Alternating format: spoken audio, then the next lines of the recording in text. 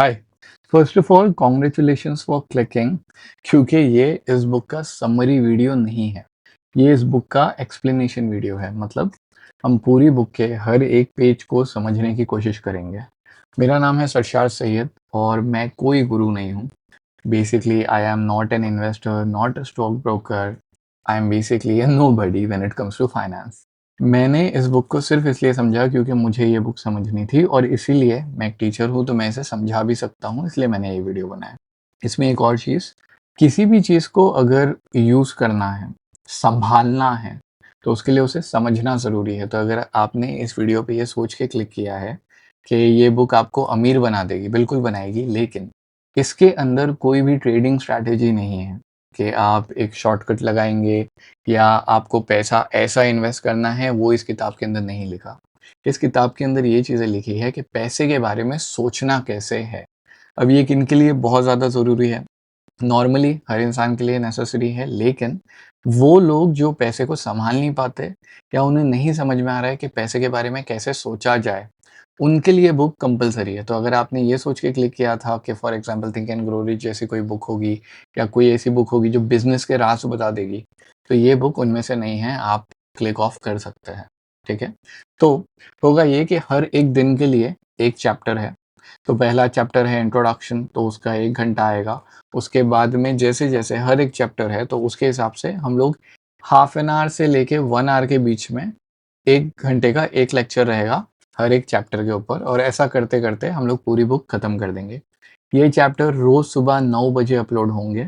सो अगर आप अभी लाइव में देख रहे हैं, तो ये चैप्टर्स ऑलरेडी रिकॉर्ड हो चुके हैं, अभी अपलोड होना शुरू हो रहे हैं और आप ये देख रहे हो जो अभी अपलोड हो चुका है, ठीक है?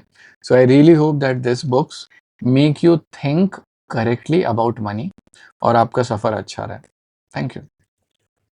साइकोलॉजी ऑफ मनी बुक जब हम पढ़ते हैं ना, तो मेरा इस बुक के साथ में थोड़ा सा ऑनेस्टली फ्यूट है, और वो ये है कि एकदम क्लियर, मतलब जैसे हमें होता है ना कि कोई कहानी सुना दे। जब मैं ये बुक पढ़ रहा था और जब ये बुक पढ़ना शुरू कर रहा था मैं, तो मुझे किसी ने बोला था कि देख तू ये बुक उठा तो रहा है, लेकिन ये बुक पकाऊ है, पहली बात। दूसरी, ये बुक ना थोड़ी कन्फ्यूजिंग है।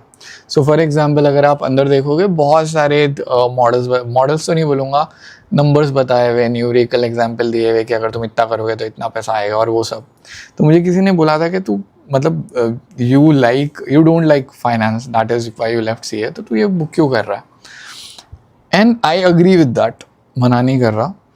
लेकिन कई बार ना ज़िंदगी में रास्ता सही देखने के लिए हमें मैप से ज़्यादा ज़रूरत होती है अंडरस्टैंडिंग की, कि इस चीज़ के बारे में कैसे सोचे, इस चीज़ को कैसे देखे। जब ये आज का चैप्टर मैं पढ़ रहा था, तो मेरे को वही चीज़ फील हुई। बात है अराउंड कोविड के टाइम की, कोविड से पहले की, जब मैं सीए छोड़ रहा था और फोटोग्राफी में आने वाला था। जब मैंने ये सोचा था ना कि मैं ऐसे करूँगा, तो मैं स्टॉक मार्केट पढ़ने की तरफ गया था। सो बेसिकली होता ये है साइकोलॉजिकली एंड इमोशनली, आप डायरेक्ट पैशन पे जंप नहीं करते हो प्रोफेशन से।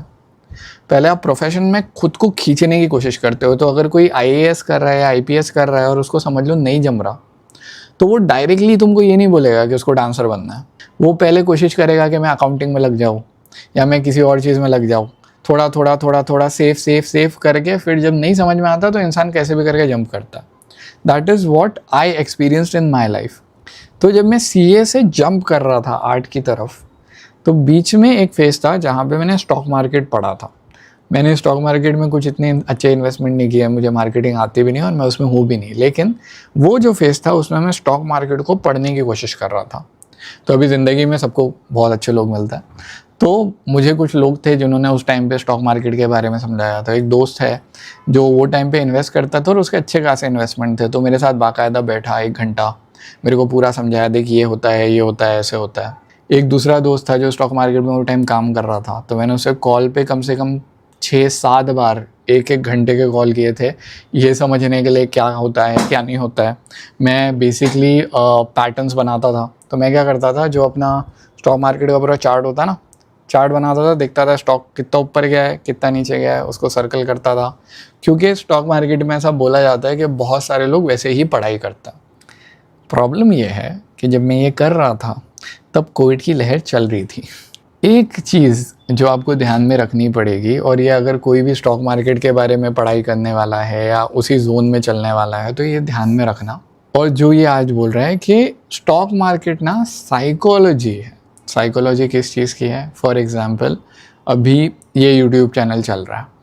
अब अगर कोई ये बोल दे कि भाई हम इन्वेस्ट करते हैं, हम तेरा सेटअप बनाते हैं और तू चल और फिर पैसा लगाते हैं, अपन देखते क्या होता है। अब ये मेरे डैड नहीं बोलने वाला, क्योंकि उनको ये कॉन्सेप्ट नहीं समझ में आएगा।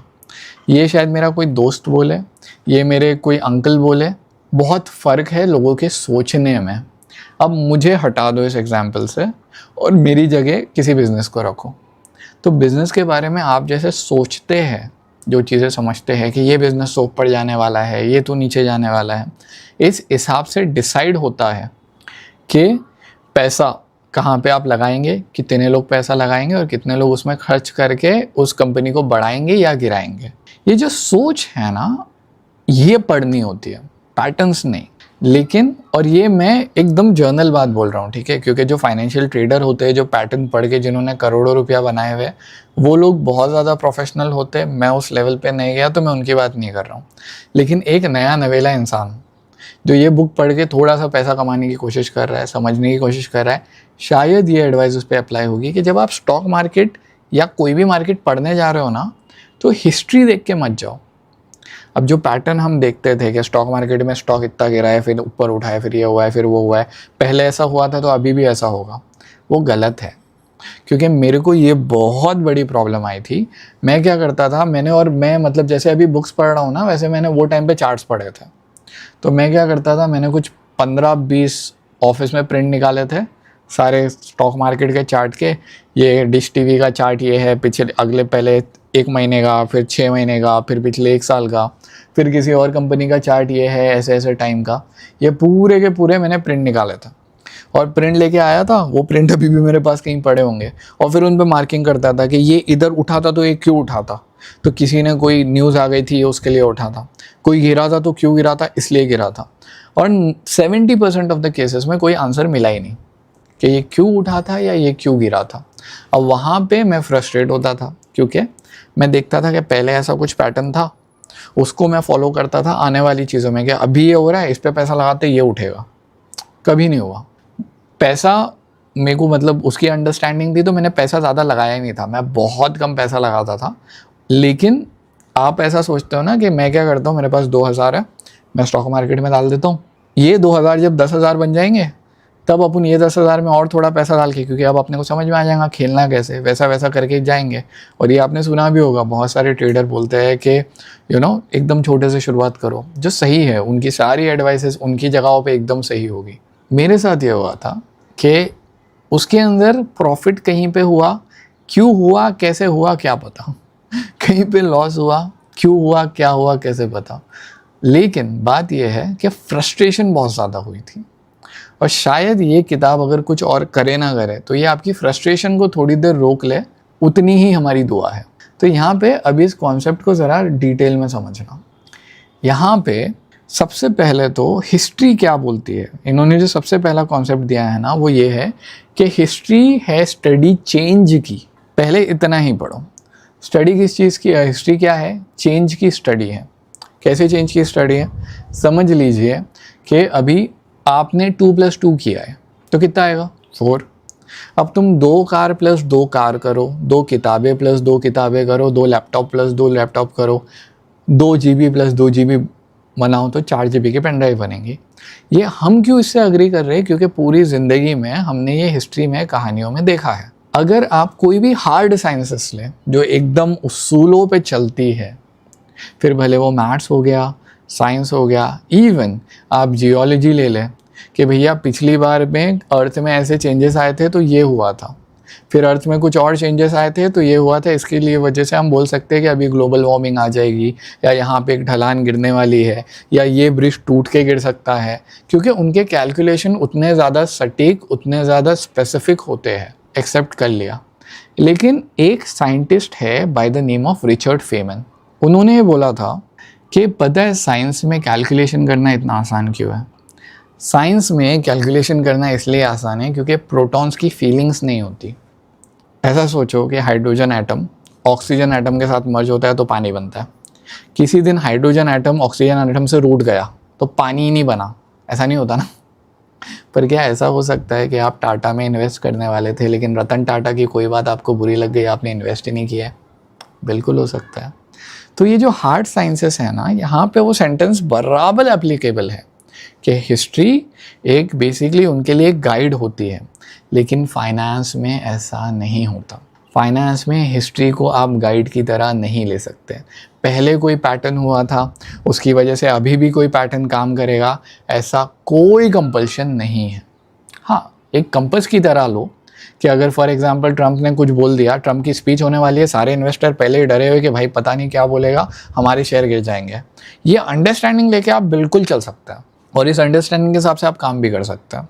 ये गाइड लेके चल सकते हो, लेकिन क्या होगा, कितना कैलकुलेटेड होगा, कितना उसमें चेंज आएगा, इसकी कोई गारंटी नहीं है। हिस्ट्री को आप एज अ गाइड लेके नहीं चल सकते फाइनेंस में, क्योंकि अगर फिज़िक्स में अगर एटम्स की इमोशंस होते तो फिर बहुत प्रॉब्लम हो जाता, कैलकुलेट करना मुश्किल हो जाता। सेम चीज़ अब अपनी ज़िंदगी में सोचो। आप ज़िंदगी भर से आपके साथ में कुछ चीज़ें हुई होगी अच्छी, कुछ चीज़ें बुरी, कुछ चीज़ों पे आपने रिएक्ट किया है, कुछ चीज़ों पे आपको रिग्रेट होता है, कुछ चीज़ों पे आपको खुशी होती है। कहीं पे आपने किसी को चिल्ला दिया था तो उसको सोच के आपको बुरा लगता है, कहीं पे अच्छा भी लगता है कि आप पहली बार चिल्लाया तो आपकी बार धो दूँगा, राइट। अब ये आपके इमोशंस हैं। तो अगर मैं आपको बोलूँ ऐसा अपनी दुनिया में, अपनी ज़िंदगी में कोई भी कंडीशन ले लो, कोई भी सिचुएशन ले लो। पिछली बार एक दोस्त लेज़र से आपको खड़ा करके आधा घंटा लेट हो गया था, तो आप कहीं पे बेसिकली कहीं पे कैफ़े में बैठे थे, वो बंदा आधा घंटा लेट हो गया, वो आया, आपने चिल्ला दिए। अब अगर मैं आपको पूछूं कि समझ लो, फ़र्ज़ करो आज के दिन में वो सिचुएशन वापस होती है, तो क्या आप वैसे ही रिएक्ट करोगे जैसा आपने रिएक्ट किया था? 90% का आंसर होगा नहीं। कुछ का आंसर होगा कि थोड़े अलग तरीके से करेंगे, क्योंकि जैसे जैसे ज़िंदगी गुजरी है हम थोड़े से इम्प्रूव हुए हैं, थोड़ा सा सीखा है, थोड़ी सी अंडरस्टैंडिंग बेटर आई है। The same thing is history जो है ना, वो कहानियाँ हैं कि लोग रिएक्ट कैसे करते हैं। पिछली बार का फाइनेंशियल क्राइसिस आया था तो उसमें लोग घबरा गए थे, ये हुआ था, वो हुआ था, उसकी वजह से लोगों ने डर के बिज़नेस से पैसा निकाल लिया था। लेकिन अगर यही चीज़ 5-6 बार हो जाए तो इंसान का दिल थोड़ा सा स्ट्रांग हो जाता है, वो इतना घबराता नहीं है, वो इतना डरता नहीं है। तो अब अगर फाइनेंशियल क्राइसिस आएगा तो लोग वैसे ही रिएक्ट करेंगे क्या? कंपलसरी नहीं है। इस वजह से लोग बदलते हैं। क्योंकि लोग बदलते हैं, एक कंडीशन जिसने पिछली बार राइज कराया था मार्केट में, हो सकता है अब की बार वही कंडीशन फॉल करा दे। और ये जब चेंज होता है ना, तो इन पैटर्न्स को आप पढ़ नहीं सकते। And I am not talking about stock market का pattern, I am talking about pattern overall.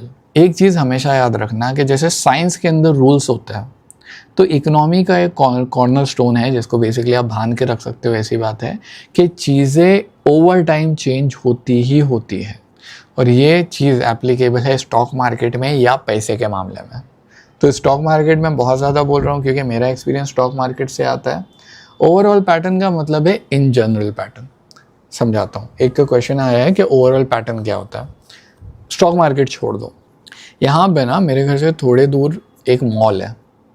जब वो मॉल बन रहा था ना, जब भी कोई मॉल बनता है तो मॉल के अंदर बड़ी मतलब एक बहुत हाइप क्रिएट होती है कि अरे मॉल बन रहा है, जिसने भी पैसा लगा के दुकान ले लिया यहाँ पे, उसकी दुकान बहुत महंगी हो जाएगी। करेक्ट, सबके यहाँ होगा, देखा होगा। अब अगर आप आज से 20 साल पहले जाके मॉल देखो ना, तो मॉल कैसे हुआ करते थे, जो इसको हम मॉल भी नहीं बोलते थे, हम वो टाइम पे उसको शॉपिंग सेंटर बोलते थे। जहाँ पे आप सीढ़ी से चढ़ के जाते थे, बैल्कनी होती थी, लाइन से दुकानें होती थी। अभी भी अगर फैब्रिक खरीदने जाते हो मम्मी के साथ तो ऐसे ही वो गाले गाले गाले गाले बने होते थे। दुकान दुकान दुकान दुकान, आप इधर से जाते थे, जिधर जाना है उधर चले गए। तो यहाँ पे एक वैसा ही कॉम्प्लेक्स बन रहा था। सबने पैसा लगा दिया, हमने भी पैसा लगाया, ठीक है। अब वो भाई साहब ने अक्लमंदी क्या की है, वो थिएटर प्लस शॉपिंग कॉम्प्लेक्स था। जो दुकानें हैं ना, वो उसने बाहर की तरफ रखा हुआ है, थिएटर में जाने का रास्ता डायरेक्ट। वही टाइम पे यहाँ पे एक दूसरा एक मॉल बना। अब अगर मॉल के कंस्ट्रक्शन देखो, तो अगर आप शॉपिंग कॉम्प्लेक्स छोड़ दो, उसके बाद जो मॉल आए, शॉपिंग सेंटर के बाद जो मॉल का इंफ्रास्ट्रक्चर इंडिया में आया वो फॉरेन को देख के आया था कि बीच में एक लॉबी होंगी खाली सी और आजू बाजू हर तरफ आपको दुकानें दिखेगी। उनका बनाने का तरीका क्या है, अगर आपको ऊपर के थिएटर तक पहुंचना है बाय एनी चांस, आप डायरेक्ट जा ही नहीं सकता। आपको पहले पहला माला चढ़ना होगा और वो सीट चलने की सीढ़ी भी ऐसी प्लेस करेगा कि आप इधर से चढ़ो, आप पूरा घूम के फिर दूसरे पे जाओगे, फिर पूरा घूम के तीसरे पे जाओगे, ताकि आप दुकानों के पास जाओ, दुकानों के थ्रू जाओ, आपको कोई चीज़ दिखे आप खरीदो। उसका इंफ्रास्ट्रक्चर वैसा डिज़ाइन होता है। अब क्योंकि ये भाई साहब ने पुराना वाला फॉर्मूला अप्लाई किए थे जो जब तक ओल्ड नहीं था, जब तक एकदम करेक्ट चल रहा था, लेकिन अचानक से इंडिया के अंदर नए तरह के मॉल बनना शुरू हुए। वो टाइम पे अगर आप इस शॉपिंग सेंटर में 5 लाख की दुकान लेते हैं और उस मॉल में 5 लाख की दुकान लेते हैं, तो पता है उसके अभी लगभग उस बात को हो गए होंगे 20 साल। पता है उस मॉल में जिन्होंने दुकानें खरीदी थी ना, सारी दुकानें आज भी मैक्सिमम बंद पड़ी है, कोई किराए पे भी नहीं लेता। जो 1-2 सेक्टर थे उसको बैंक वालों ने ले लिया है, क्योंकि बैंक वालों को लंबी जगह चाहिए होती है, लेकिन जो अंदर की दुकानें हैं शॉपिंग सेंटर की, वो आज भी खाली पड़ी हुई है। 20 साल के बाद भी लोगों ने कैसे वैसे पैसे दे के निकले हैं वहाँ से। और जिसने मॉल में पैसा लगाया था उसके साथ क्या हुआ है, उसने 5 लाख की दुकान खरीदा था, आज कम से कम वो 1 करोड़ की हो सकती है, क्योंकि दुकान है ना, दुकानों के भाव ज़्यादा बढ़ता है। तो अभी अगर आप ये कॉन्सेप्ट समझे तो उस टाइम पे हर कोई ये बोल रहा था कि अरे वाह ये शॉपिंग कॉम्प्लेक्स बन रहा है, यहाँ पे तो जिसने भी दुकान ले लिया, मतलब लोग पैसे लेके खड़े थे दुकानें खरीदने के लिए। लेकिन क्या हुआ, एक पैटर्न हम फॉलो करते हैं ना कि पहले मॉल बना था, अच्छा बिक गया, दूसरा अच्छा बिक गया, तीसरा अच्छा बिक गया, चौथा बिका ही नहीं, किसको ब्लेम करोगे? तो इसे ओवरऑल पैटर्न कहा जाता है कि फिर ये हर जगह है। बहुत सारे लोग, अरे आपने भी सुना होगा जब आप पढ़ रहे थे कि मैकेनिकल इंजीनियरिंग कर लो या ये इंजीनियरिंग कर लो, इसमें पैसा है उसमें पैसा है। कुछ लोगों ने वो टाइम पे ना चाहते हुए कंप्यूटर इंजीनियरिंग की, उनको करनी भी नहीं थी। फिर क्या हुआ, डिजिटल रेवोल्यूशन आ गया, एआई आ गया, अब वो लोगों की सैलरी सबसे ज़्यादा खतरनाक है। तो उस टाइम पे जो बेचारा कंप्यूटर साइंस में गया होगा और रॉकेट साइंस लिया होगा फॉर एग्जांपल, मुझे नहीं पता इनके लिंक्स क्या है, लेकिन अगर किसी ने रॉकेट बनाने के लिए ऑटोमोबाइल में गया होगा ये सोच के बहुत कमाऊंगा, और उससे ज़्यादा कम मेहनत किसी ने कंप्यूटर्स या एआई में किया है, तो अभी वो उठ गया ना। आप क्यों गए थे? आप पैसे का पैटर्न देख के गए थे, लेकिन पैसा पैटर्न फॉलो नहीं करता। ठीक है, ये समझना ज़रूरी है। तो if people were getting confuse कि मैंने स्टॉक मार्केट बोला, तो ये खाली स्टॉक मार्केट के लिए नहीं है, वो मेरा पर्सनल एग्जाम्पल था। ये हर चीज़ के लिए जहाँ पे आपको पैसा लगाना है। पैसे की साइकोलॉजी है ये कि पैसा, अगर आपको कोई आके बोले ना देख ये इस हिसाब से ऐसे काम करता है, सोच समझ के पैसा लगाना। वो हो सकता है सही बोल रहा हो सकता है गलत बोल रहा हो, लेकिन पैसे के बारे में इतना समझ लो कि पैसा पैटर्न्स फॉलो नहीं करता, वो साइकोलॉजी फॉलो करता है। जिस चीज़ की हाइप बनी, कई बार बकवास चीज़ें भी बिक जाएंगी, कई बार अच्छी चीज़ें भी पड़ी रहेंगी। अब ये जो यहाँ पे ना वो बोल रहा है कि 2 कॉन्सेप्ट्स आपको याद रखने पड़ेंगे पूरी बुक के अंदर। पहला कॉन्सेप्ट क्या रहेगा? पहला रहेगा जो ये मैंने मॉल का एग्जाम्पल दिया ना, इसको आउटलायर्स बोलते हैं। आउटलाइंग सिचुएशन मतलब ऐसी सिचुएशन जो अचानक से हो गई। दुनिया में 3, 4, 5 लोग दुनिया में आए हैं जिनकी वजह से उन्होंने या तो तहस नहस करके सब कुछ चले गए या तो सब कुछ हिला के चले गए, अच्छे भी बुरे भी। फॉर एग्जाम्पल बिल गेट्स ने माइक्रोसॉफ्ट डाला, माइक्रोसॉफ्ट ने दुनिया को चेंज करके रख दिया। स्टीव जॉब्स ने एप्पल बनाया, एप्पल ने आईफोन बनाया, आईफोन ने पूरी दुनिया का काम करने का तरीका बदल के रख दिया। किसी ना किसी ने कभी ना कभी डिस्कॉर्ड बनाया और आज हम लोग बात कर रहे हैं। अगर ये एक छोटू सा सॉफ्टवेयर नहीं बनता, अगर किसी के डॉम में कोई बैठा था आराम से काम करते, उसने सोचा कि क्यों ना लोगों की वीडियो कॉल करा दे, अगर उसके दिमाग में ये आइडिया नहीं आता तो आज हम ये नहीं करते। तो उस टाइम पे ऐसे भी तो लोग थे ना, और पहले भी ऐसे लोग थे जो बोलते थे नहीं नहीं ऑफलाइन अच्छा है, ऑनलाइन कुछ नहीं होता, ऑनलाइन कोई पढ़ाई थोड़ी होती है। और तुम्हारे घर में भी पेरेंट्स होते होंगे, पेरेंट्स नहीं अंकल वंकल होते होंगे जो बोल रहे होंगे अरे ऑनलाइन क्या बच्चे पढ़ रहे हैं, अभी इसमें क्या पढ़ना है। लेकिन हो तो रहा है ना, चीज़ें तो बदल रही है तुम्हारी ज़िंदगी में। तो ऐसे सिचुएशंस को जो आके भूचाल की तरह तुम्हारी ज़िंदगी अच्छे या बुरे दोनों फॉर्म में बदल के चले जाए, ऐसे को आउटलाइंग इवेंट बोलते हैं। जब आप पैसा देखते हो ना तो सोच ऐसे बदलती है। अब इस बुक के अंदर उन्होंने आउटलाइंग इवेंट जो दिए हैं वो दिए हैं फॉरेन वाले। तो मतलब अभी मैं रीड करूँगा तो तुमको तो आधे पता भी नहीं चलेंगे, क्योंकि आधे में कोई नहीं पता है। जब पर मैं रीड कर लेता हूँ। अडॉल्फ हिटलर ये भाई साहब ने पूरी दुनिया बदल के चले गए, इनकी वजह से बहुत कुछ तहस नहस हुआ, जंगें हुई। उसके बाद में जोसेफ स्टालिन जो अगेन हिटलर के जैसे ही थे, उसके बाद में गवरीलो प्रिंसिप पता नहीं कौन है, माओ जेजॉक पता नहीं कौन है, थॉमस एडिसन जिसने इलेक्ट्रिसिटी बनाया था, वो एक बंदा आया, उसने पूरा काम करने का तरीका बदल के चले। ये मेरे को मालूम है बहुत बुरा है, बहुत बोरिंग है, खाली 2 मिनट सुन लो फिर हम लोग इंपॉर्टेंट पार्ट पे आएंगे। इसके बाद में मार्टिन लूथर किंग है जिन्होंने ब्लैक्स के लिए फ़ाइट की थी। अब ऐसी एक लिस्ट इन्होंने अमेरिकन चीज़ों पे भी दी है, मैंने इसको इंडियन वाले वर्जन में कन्वर्ट किया है, अपन वो पढ़ेंगे। पर ये लिस्ट अभी इसने दी है इतनी मेहनत से, तो सुन लो क्या लिखा है। Great depression, world war 2, Manhattan project, vaccines, antibiotics, ARPANET, सितंबर 11, the fall of Soviet Union, इन चीज़ों ने अफेक्ट किया है अमेरिका को। हमें अब तुम लोग को रियल में समझ में आएगा कि मैं बोलने की क्या कोशिश कर रहा हूँ। ऐसे कंडीशंस है जैसे मॉल बनना, एक मॉल बना उसकी वजह से तुमको नहीं लगता कम से कम 50-60 इन्वेस्टर्स के मल्टीप्लाई बाय 5 लाख ईच पैसे डूब गए। अब ये तो खाली हमारे शहर की बात है, पर इंडिया में तो ऐसी बहुत सारी चीज़ें हुई है ना जिसकी वजह से चीज़ें पूरी हिल गई है। फॉर एग्ज़ाम्पल 1991 में इंडिया में इकोनॉमिक लिबरेशन आया था, जहाँ पे मिडिल क्लास राइज हुई थी, जहाँ पे लोगों ने स्टॉक मार्केट के अंदर पैसा लगाना शुरू किए थे, लोगों को समझ में आया था कि पैसे लगाने के और भी तरीके हैं। उसके बाद में आया 2000 में ग्लोबल क्राइसिस आया था, वो अमेरिका को भी हिट किया था, अपने को भी हिट किया था। तुम्हारा फेवरेट 2016 डीमोनेटाइजेशन, लोगों का दिमाग खराब हो गया था, अभी भी खराब है, राइट। अब सोचो उस टाइम पे जिस इंसान की पूरी सेविंग थी, जिस इंसान का काम करने का एक तरीका था, उस एक इवेंट ने, वो 4-5 दिनों ने लोगों के पूरे काम करने के तरीके को चेंज करके चले गए। अच्छा बुरा वो आप डिसाइड करो, वो मैं नहीं बताऊंगा। लेकिन बात तो ये है ना कि वो टाइम पे जो इंसान जैसे इन्वेस्ट करता था, अब वो वैसे इन्वेस्ट नहीं करता है। वो जैसे सेविंग करता था, अब वो इन्वेस्ट नहीं, अब सेविंग वैसे नहीं करता है। उसका काम करने का तरीका बदल गया, चीज़ें खरीदने का तरीका बदल गया, बहुत सारी चीज़ें बदली। इस पर आएंगे कि इसका कनेक्शन क्या आता है आगे, ठीक है। उसके बाद में 2020 का कोविड पेंडेमिक, एक इवेंट है, किसी की गलती नहीं है, चाइना की में भी गलती है, मेरे को नहीं पता, लेकिन हम तो पूरे चेंज हो गए ना उससे। वर्क फ्रॉम होम आ गया, लर्न फ्रॉम होम आ गया, चीज़ें बदल गई। अगर कोविड नहीं आता तो हो सकता है ये सब नहीं हो रहा होता, क्योंकि ये आइडिया ही नहीं आया हमारे पास।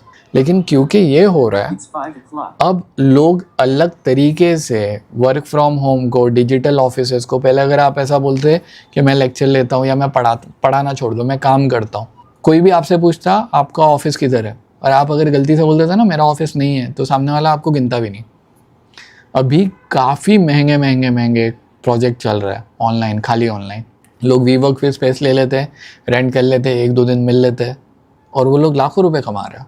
इसको छोड़ के यूपीआई, कोविड में यूपीआई का राइज हुआ, यूपीआई आया, सबके इस पे स्कैनर आ गए। स्कैनर आने के बाद में लोगों का खर्चा तो करने का पैटर्न बदल गया। और अब क्योंकि पैसे का टेंशन नहीं है, उसके बाद देखोगे तो ब्लिंकिट, जोमेटो, ये सब यूपीआई के बाद आए हैं। क्योंकि पैसा आप करते हो, पैसा डायरेक्टली जाता है रेस्टोरेंट को टेंशन नहीं है, या तो अमेज़ोन वालों को भी टेंशन नहीं है कि आपने कर दिया, ऑनलाइन पेमेंट हो गया, ख़त्म करो। जब ऑनलाइन पेमेंट था ही नहीं तो सोचो कितना डिफिकल्ट होता। कोई आपके घर पे पार्सल लेके आया है, आप उसको छुट्टे दे रहे हो, फिर वो जमा कर रहा है, फिर वो जमा करके इतनी गड्डी जमा कर रहा है, फिर वो किसी को देने जा रहा है, फिर अगर वो चोरी हो गया तो। ये सब क्यों हुआ? ये चेन इवेंट है ना। कोविड हुआ, कोविड के बाद में राइज हुआ यूपीआई का, यूपीआई के अंदर 2-3 कंपनी ने यूपीआई डाला, सबको फील हुआ कि ये ज़रूरी है, उन्होंने एक्सेप्ट किया। आपकी एक तो अमेज़ॉन, ब्लिंकिट, ये सब आया। अब क्योंकि ब्लिंकिट आया, और ये मेरी ज़िंदगी में प्रूफ है, इस पर रिसर्च नहीं की है मैंने, पर किसी ना किसी ने की होगी। ब्लिंकिट, पेटीएम, अमेज़ॉन, फ्लिपकार्ट, ये सब आपका खर्चा बढ़ा देता है। आप जहाँ पे 50 रुपये की चीज़ ले रहे थे, अब आप 250 की चीज़ ले रहे हो। क्यों? क्योंकि बस उसमें वो बास्केट में उन्होंने मिनिमम बार दिया हुआ है, 250 से नीचे हम डिलीवर नहीं करेंगे। अब पूरे इंडिया का जहाँ पे 50 रुपये खर्चा होना चाहिए था, वहाँ पे 200 रुपये खर्चा हो रहा है। तुम अगर मास स्पेस को देखोगे तो तुमको समझ में आएगा कि मनी कितना चेंज हो रहा है। इनको बोलते हैं आउटलायर इवेंट्स। और जब हम लोग स्टॉक मार्केट में या कभी भी पैटर्न निकालते हैं ना, तो आप इसको कंसिडर ही नहीं करते हो। किसी ने दुकान लेने से पहले या बिजनेस सेट करने से पहले ये नहीं सोचा था कि कोविड आ जाएगा, ना ही डिमोनेटाइजेशन का सोचा था। उसके बाद स्टार्टअप का बूम हुआ इंडिया में।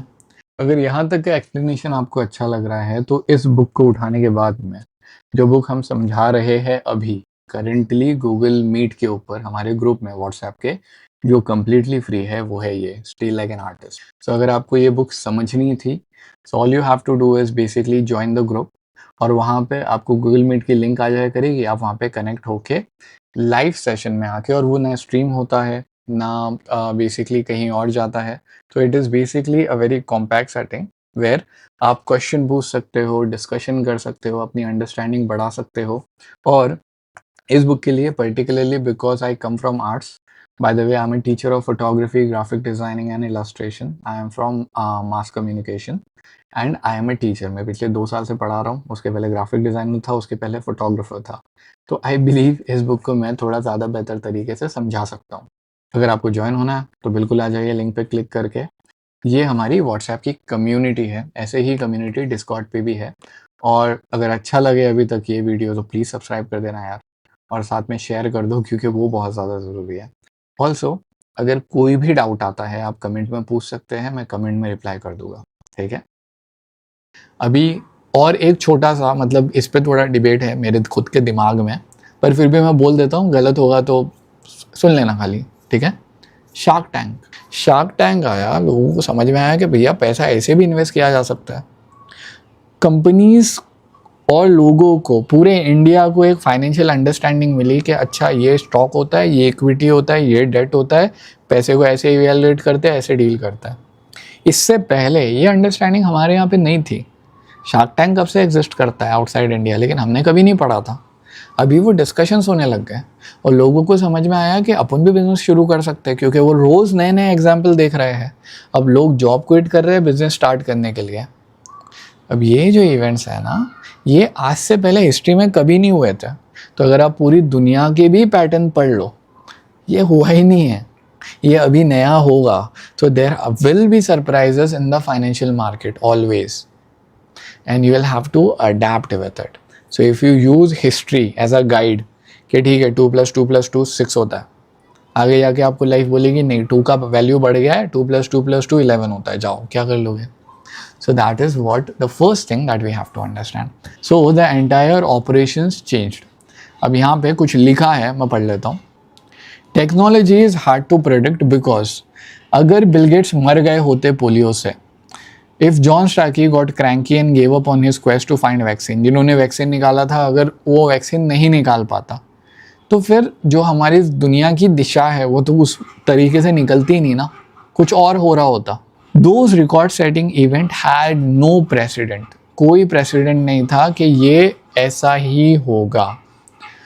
एक किताब है नसीम तालिब की जिसके अंदर लिखा हुआ है फूल्ड बाय रैंडमनेस, जिसके अंदर उन्होंने लिखा है, अब ये सुनो, ये ध्यान से सुनना, ये तुम लोग सब अपनी ज़िंदगी में, मैं खुद अपनी ज़िंदगी में करता हूँ।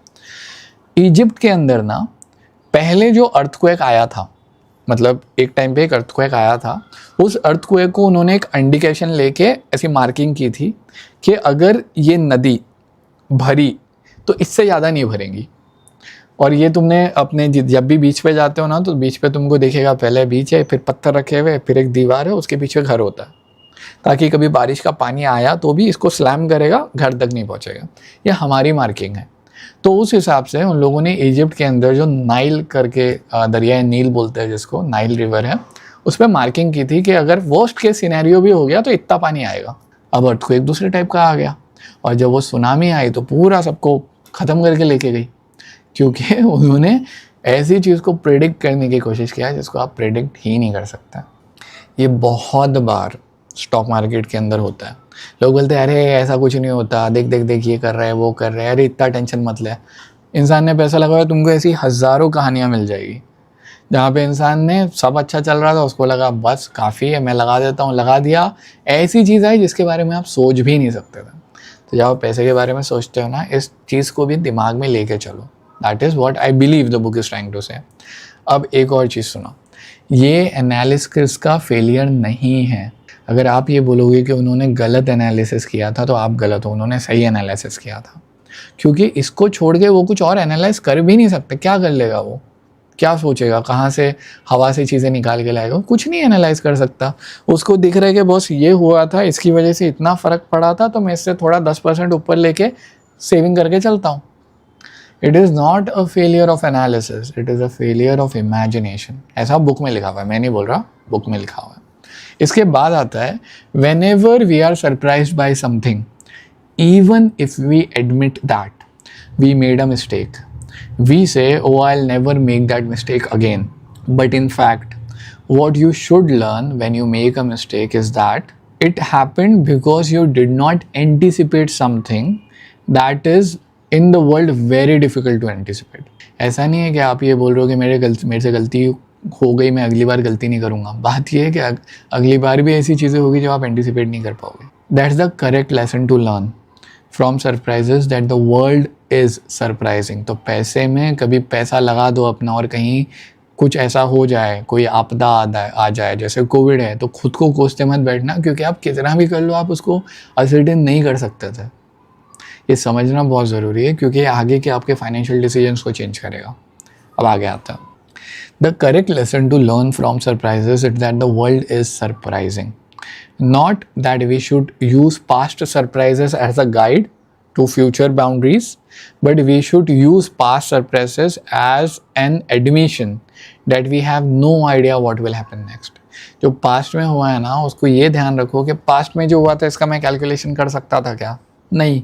तो फ्यूचर में जो आने वाला है उसका भी कैलकुलेशन आप नहीं कर सकते हो। As simple is that. अब ये था पहला पॉइंट।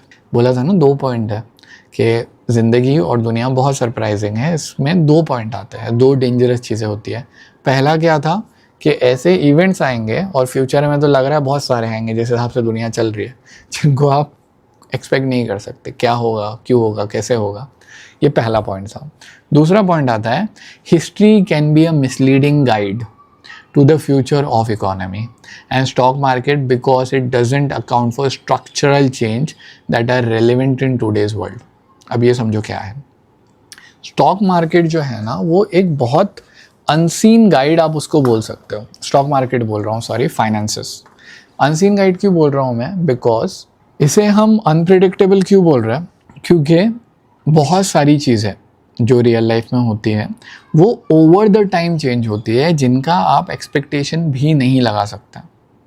जैसे आपका जो नेचर है, आपका जो सुलझना है या उलझना है, आपकी जो खुद की साइकोलॉजी है, हम ये नहीं बोल सकते कि मेरी 1 दिन में बदली या 2 महीने में बदली या 6 महीने में बदली। वो इवेंचुअली बदली है। अगर आप आज ये लेक्चर देख भी रहे हो तो हो सकता है आज से 2 साल पहले अगर आपको कोई बोलता, खींच के लाता, ये लेक्चर दिखाता, तो आप बोलते अरे पका रहा है, छोड़ना। आज ये लेक्चर आप देख रहे हो क्योंकि आपके दिमाग के अंदर पिछले कई सालों में कुछ शिफ्ट आया है, छोटा छोटा, जिसको कोई भी साइकोलॉजिस्ट भी असर्टेन नहीं कर सकता होगा शायद। वो बहुत धीरे आता है। वैसे ही दुनिया बहुत धीरे और आराम से अपने हिसाब से चलती है, and then you find changes that happen on everyday basis. अब यहाँ पे अगर आप आओगे तो नाइकी के जो फाउंडर है फिल नाइट, उन्होंने बोला है जब वो नाइकी बना रहे थे तो अभी कैसा होता है, स्टॉक मार्केट में जब लोग आते हैं, ये स्टॉक मार्केट बोल रहा हूँ, शार्क टैंक में जब लोग आते हैं तो शार्क टैंक में क्या होता है, इंसान आया, उसने पैसे मांगा, उसको पैसे मिल गए और वो चला गया। इसको बोलते हैं बेसिकली इन्वेस्टिंग। वैसे ही वेंचर कैपिटल होता है जो बहुत ह्यूज अमाउंट्स लगाता है। पहले ये कॉन्सेप्ट ही एग्जिस्ट नहीं करता था। अपने बिजनेस में पैसा लगाना है, खुद का पैसा लाओ, खुद का पैसा लगाओ, बस बात ख़त्म हो गई। There was nothing more than this. तो उन्होंने बोला है कि जब हम करते थे ना तो ऐसा कुछ नहीं था कि कोई आपके बिजनेस में पैसा लगाएगा, आप उसको प्रॉफिट दे दो। There was no such thing as venture capitalist, as inspiring young entrepreneurs. we had very few places to turn, and those places were all guarded by risk averse gatekeepers with zero imagination. किसी को पता ही नहीं था क्या होने वाला है, ये क्या कर लेगा। अब ये थोड़ा सा कंफ्यूजिंग हो सकता है, मेरे को समझाने दो। शार्क टैंक के अंदर अगर कोई लेने आया पैसा, तो ये लोग उसको पैसे किस गारंटी पे देता है कि भाई ये कुछ करेगा, ये कुछ बड़ा करेगा, है ना। उनका एक इमेजिनेशन अपना चल रहा है कि ये तो बहुत बड़ा ब्रांड बन सकता है, आप तो ग्लोबल बना सकते हो। ये इमेजिनेशन है, रियल में नहीं हुआ है। क्या वो चीज़ आपको पेपर पे दिख रही है? सवाल ही नहीं आता। लेकिन अगर आप बैंक में जाओगे तो बैंक आपसे इमेजिनेशन नहीं मांगेगा। बैंक इन्वेस्टर आपके दम को देख के आपको पैसे नहीं देने वाला, उसको सीधा नंबर चाहिए कि भाई तूने इतना प्रॉफिट किया था, इतना प्रॉफिट किया था, इतना प्रॉफिट किया था, इसमें से क्या तू मुझे पे कर पाएगा? हाँ ठीक है, कर पाएगा, ठीक है, मैं तुझे बिजनेस देता हूँ। That is how simply it goes in stock market, sorry in banks. तो जब वो डील कर रहे थे ना, तो उन्होंने एक चीज़ बोली थी कि जब हम कर रहे थे, जब ऐसा कोई कॉन्सेप्ट ही नहीं होता था, जब सिर्फ बैंक्स होते थे और बैंक्स आपको वेंचर कैपिटल नहीं देते थे, बैंक आपको लोन देते थे। लेकिन आज अगर आप स्टॉक मार्केट को देखें या स्टॉक मार्केट कैसा डील करता है उसको देखें, या कोई भी इंडस्ट्री देख लो, आप जाते हो आपको वेंचर कैपिटल आराम से मिल जाएगा। आपके पास कोई बिजनेस है, क्योंकि लोगों ने शार्क टैंक देखा है, आपका दोस्त ही बोलेगा आपको कि देखो कितने चाहिए, 10 लाख चाहिए, रुक मैं लगाता हूँ, मेरे को इतना % दे देना। वो आपके साथ में शार्क टैंक खेलेगा, क्योंकि दुनिया चेंज हुई है बराबर। अब इसको कौन प्रेडिक्ट कर सकता था? आज अगर आप मार्केट में जाओगे तो आपको वेंचर कैपिटल ईजिली मिल सकता है। If you have a great idea, if you have a great product, you might actually get it if you know the sources. Same way चीज़ों के चलने के तरीके में फ़र्क आया, वैसे ही अगर आप एक पूरा हिस्ट्री उठा के देख लो, तो रिसेशन जो यूएसए में आया है ना, if I show this to you, अगर ये लाइन देखोगे तो पहली लाइन वाली लाइन बहुत क्लोज है, बाद में दूर दूर दूर होती जा रही है। ये अमेरिका के रिसेशन का चार्ट है। पहले रिसेशन वहाँ पे बहुत फ्रीक्वेंटली आते थे, तो जो भी इंसान कमाता था वो घर में इन्वेस्ट कर देगा, पैसे सेव कर देगा, बिजनेस में नहीं डालेगा, क्योंकि उसको नहीं पता क्या होने वाला है। पर फिर रिसेशन के चेंज होना शुरू हुआ। 10 साल में एक बार आ रहा है, 15 साल में एक बार आ रहा है, तो लोगों का डर ख़त्म हो गया, लोग थोड़े बोल्ड हो गए, लोग थोड़े बिंदास हो गए, और फिर लोग अलग अलग जगहों पे इन्वेस्ट करने लगे और अपने हिसाब से ज़िंदगी जीने लगे।